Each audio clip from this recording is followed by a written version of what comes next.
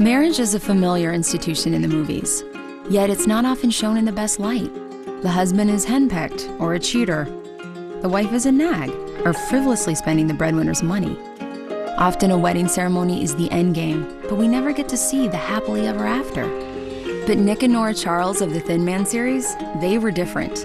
In 6 pictures, these hugely popular MGM productions, starring William Powell and Myrna Loy, show us what a realistic, strong marriage looks like. A relationship built on trust, confidence, and a sharp sense of humor. Through them, we are offered a picture of what true wedded bliss looks like when the honeymoon is over.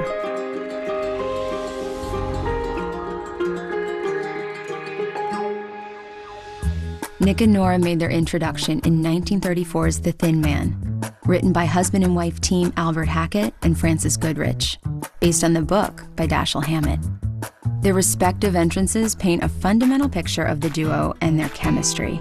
First, there's Nick, casually holding court as he teaches the bartender how to properly serve a martini. A Manhattan, you shake to foxtrot time. A Bronx to two-step time. A dry martini, you always shake to waltz time.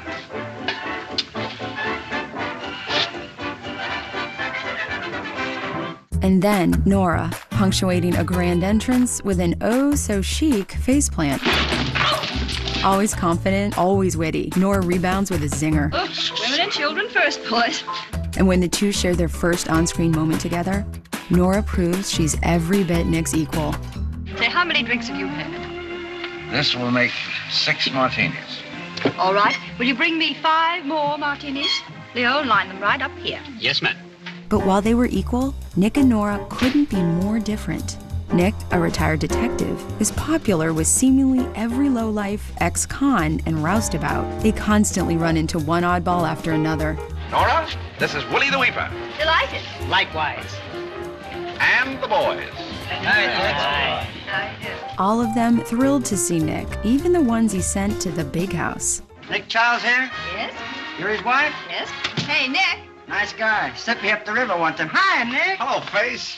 Long time I no see. Long time. Well, I needed the rest. Nora, on the other hand, hails from the upper crust. She's independently wealthy and familiar with moving among the most elite social circles. Oh, hello, Nora. Oh, hello. Who's that? Oh, you wouldn't know them, darling. They're respectable. But the two are so right for each other because they intersect in exactly the right places. Despite his questionable acquaintances, Nick has class. He's smart, kind, and always respectful of his better half. And Nora, well, she has no problem carousing like an average Joe. Is he working on a case? Yes, What yes. case? A case of scotch. Clearly, Nick and Nora are two people who found each other outside the boundaries of their normal lives. And it's on this middle ground where they fell in love. The Thin Man series was ostensibly a detective mystery, with each film revealing the real villain in the final moments of the picture. But really, the whodunits feel like backdrops to Nick and Nora's relationship, not just to the audience, but to the happy couple themselves. After all, Nick never admits he's out of retirement. He only takes cases at Nora's urging. She sees it as their duty to catch the killer, or maybe she simply enjoys watching her hubby work. But whatever the reason, for them, the world and everyone in it exists for their amusement, and the cases give them something to do while they revel in the sweetness that is one another's company. As they breezily pick up clues and ask questions no one else seems to consider. Waiter, will you serve the nuts?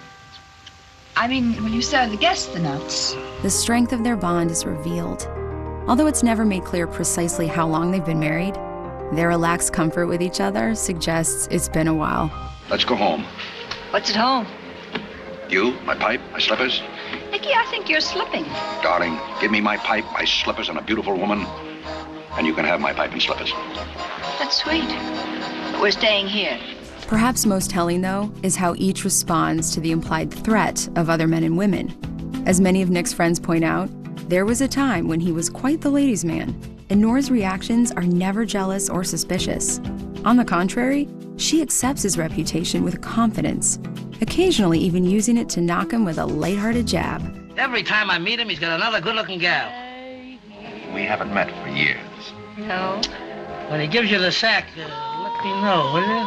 I certainly will. And if Nick's most dashing years are behind him, Nora stands squarely in her prime. Everywhere they go together, people quickly jump to the conclusion that she's Mr. Charles's mistress. The girlfriend, Nicky?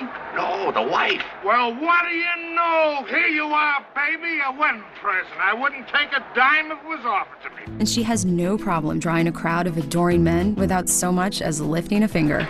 Sorry, lady, but we don't allow no unescorted females in here. Isn't that an old-fashioned point of view? I mean, after all, times have changed. She's with me, bartender. 2 beers and hurry it up. And then there's the explicit threat. Whenever a thug menaces his sugar, the urbane, dapper Nick brings out the street fighter and pulls no punches. I knew you were going to be tough to deal with. And I can't honestly say that I've ever dreamed about you, or about your wife, or about your baby, yet.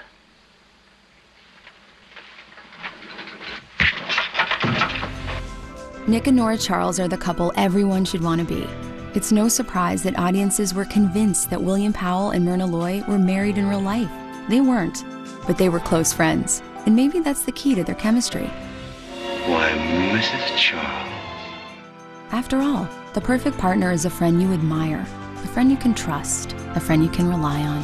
Once that's established, true love and happiness stays, through thick and thin. Come on, Dr. Watson, let's go places.